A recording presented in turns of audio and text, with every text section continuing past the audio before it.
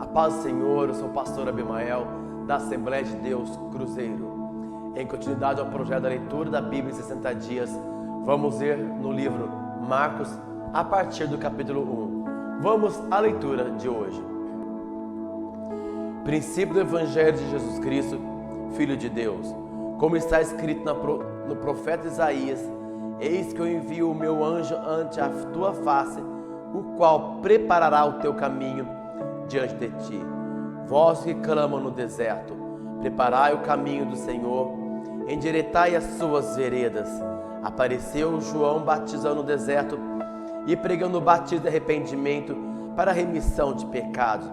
E toda a província da Judéia e todos os habitantes de Jerusalém iam ter com ele, e todos eram batizados por ele no Rio Jordão, confessando os seus pecados.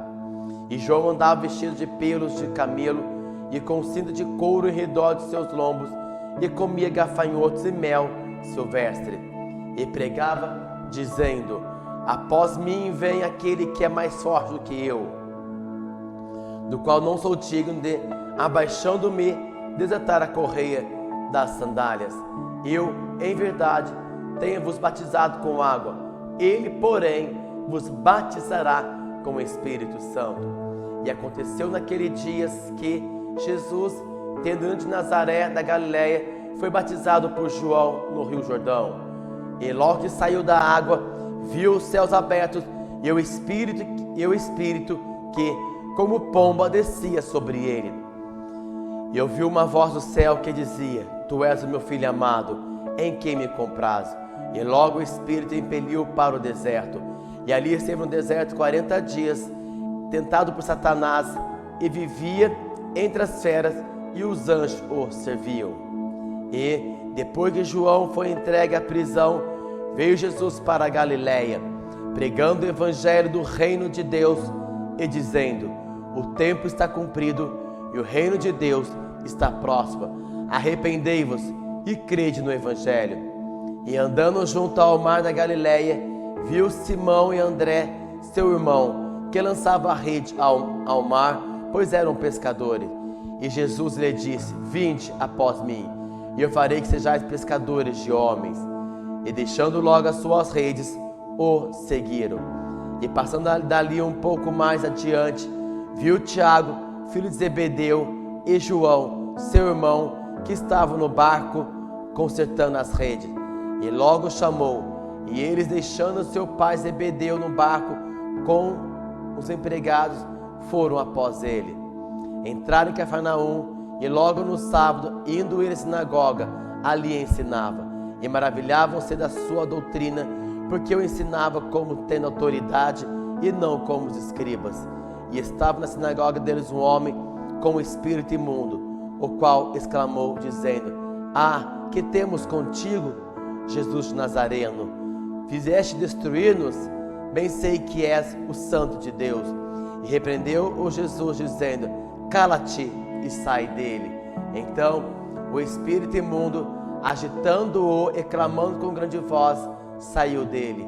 E todos se admiraram, a ponto de perguntar entre si, dizendo: que é isso? Que nova doutrina é esta? Pois com autoridade ordena aos espíritos imundos, e eles se obedecem. E logo correu a sua fama por toda a província da Galileia. E logo, saindo da sinagoga, foram à casa de Simão e de André, com Tiago e João.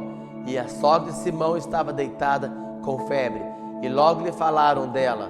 Então, chegando-se a ela, tomou pela mão e levantou-a, e a febre deixou, e a serviu-os.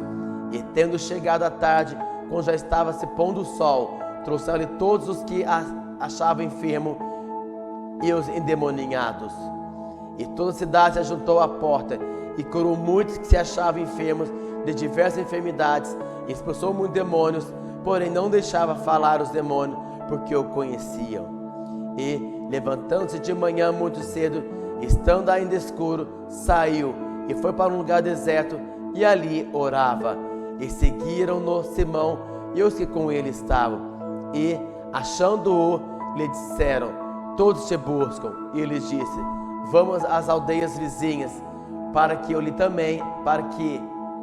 ali também pregue, porque para isso vim. E pregava na sinagoga deles por toda a Galileia e expulsava os demônios. E aproximou-se dele um leproso que, rogando-lhe, pondo-se de joelho diante dele, dizia: Se queres, bem podes limpar-me. E Jesus, movido de grande compaixão, estendeu a mão e tocou. Ele disse: Quero ser limpo. E tendo ele dito isso, logo a lepra desapareceu e ficou limpo. E advertindo-se severamente, logo o despediu. E disse-lhe: Olha, não diga nada a ninguém, porém vai, mostra ao sacerdote que oferece pela tua purificação o que Moisés determinou para lhe servir de testemunho. Mas, tendo ele saído, começou a pregoar muitas coisas e divulgar o que acontecera, de sorte que Jesus já não podia entrar publicamente na cidade, mas conservava-se fora em lugares desertos, e de todas as partes iam ter com ele. Vamos ler agora capítulo 2. E, alguns dias depois, entrou outra vez em Cafarnaum e soube que estava em casa. E logo se ajuntaram tantos que nem ainda nos lugares junto à porta eles cabiam. E anunciavam-lhes a palavra. E vieram ter com ele, conduzindo um paralítico trazido por 4. E, não podendo aproximar-se dele, por causa da multidão, descobriram o telhado onde estava. E fazendo um buraco, baixaram o leito em que jazia o paralítico. E Jesus, vendo-lhes a fé, disse ao paralítico: Filho, perdoados estão os teus pecados. E estavam ali assentados alguns dos escribas que arrazoavam em seu coração, dizendo: Por que diz assim blasfemas? Quem pode perdoar pecados senão Deus? E Jesus, conhecendo logo em seu espírito que assim arrazoavam entre si, lhe disse: Por que arrozais sobre essas coisas em vosso coração? Qual é mais fácil? Dizer ao paralítico: Estão perdoados teus pecados? Ou lhe dizer-lhe: Levanta-te e toma teu leito e anda? Ora, para que sabais que o Filho do Homem tem na terra poder para perdoar pecados. Disse ao paralítico: A ti te digo, levanta-te e toma teu leito e vai para a tua casa. E levantou-se, tomando logo o leito, saiu em presença de todos, de sorte que todos admiraram e glorificaram a Deus, dizendo: Nunca tal vimos. E tornou a sair para o mar, e toda a multidão ia ter com ele, e ele os ensinava.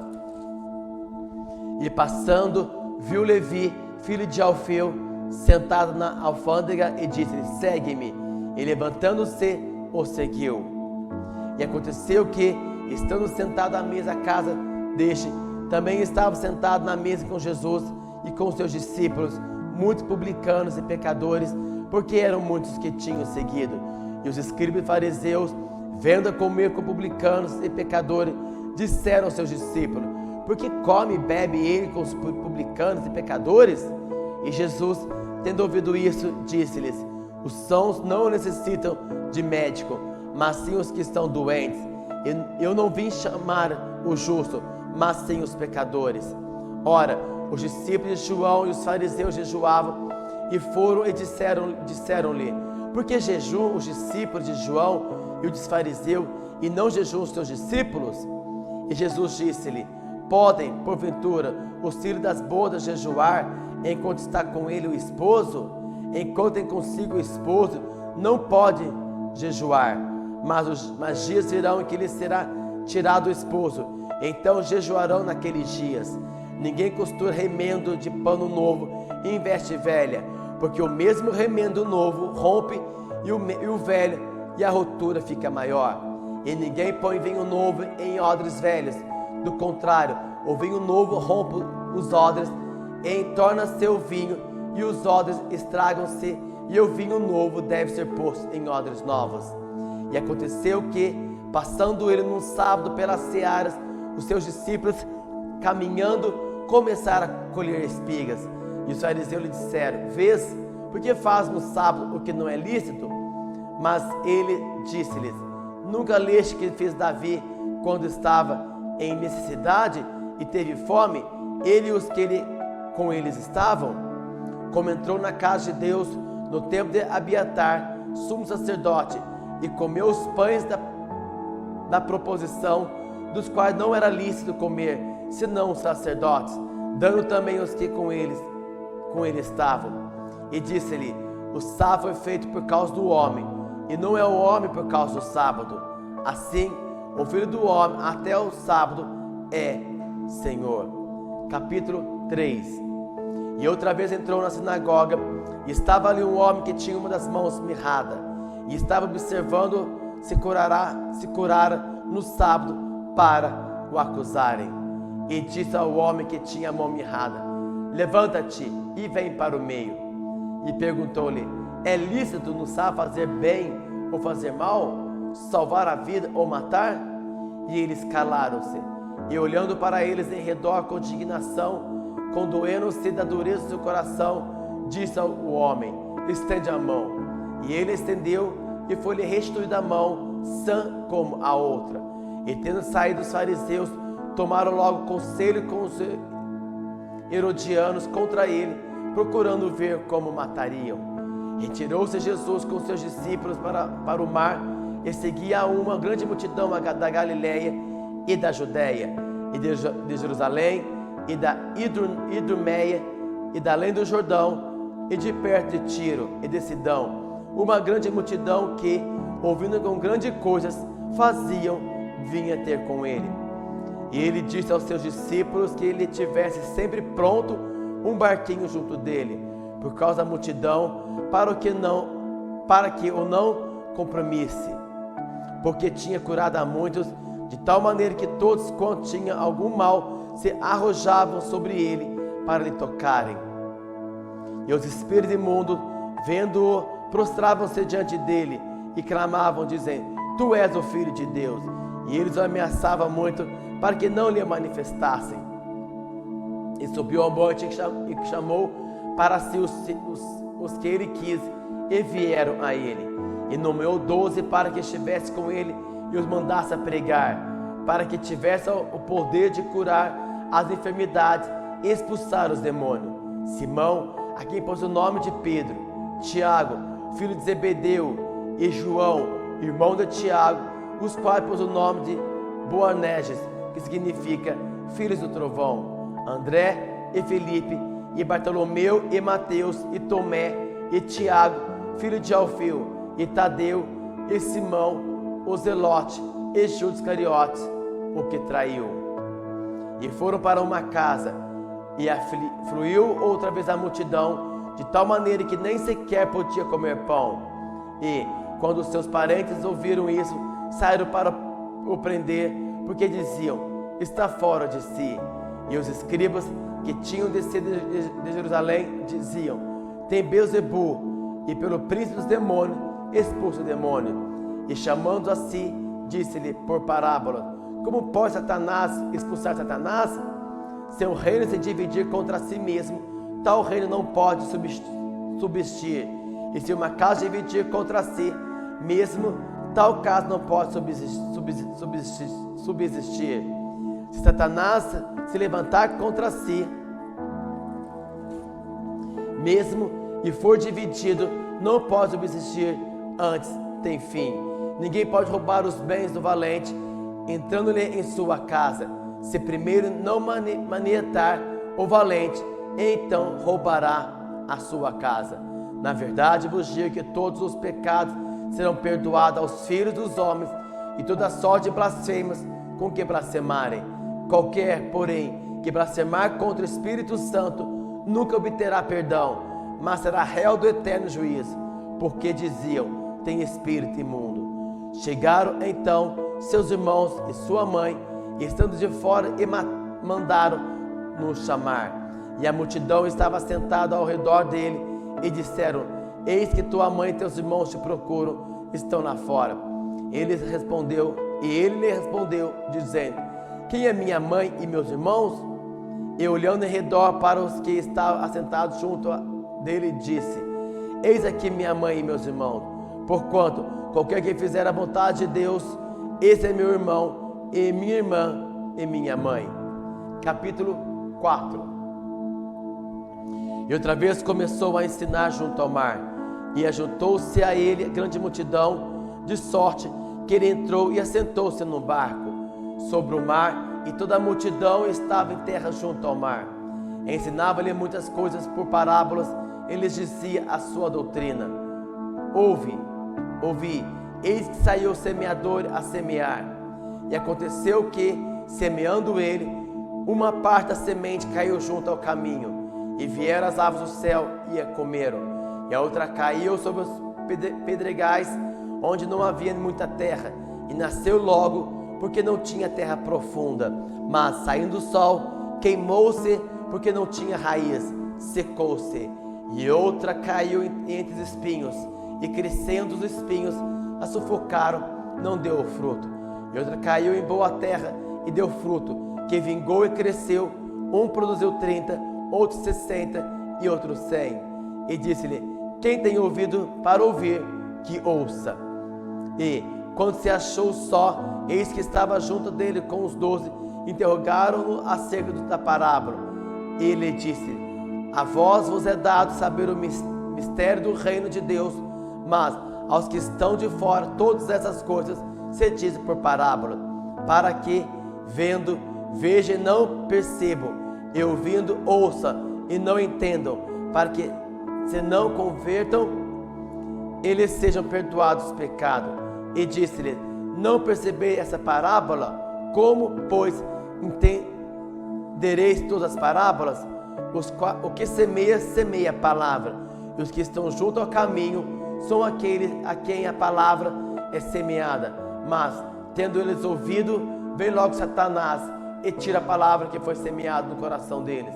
Da mesma sorte, os que recebam a semente sobre pedregais, que, ouvindo a palavra, logo com prazer a recebem, mas não têm raiz em si mesmo, antes são temporãs.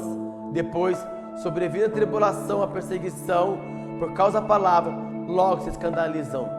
E os outros são os que recebam semente entre os espinhos, os quais ouvem a palavra, mas o cuidado deste mundo, e os enganos das riquezas e as ambições de outras coisas, entrando, sufocam a palavra e fica infrutífera.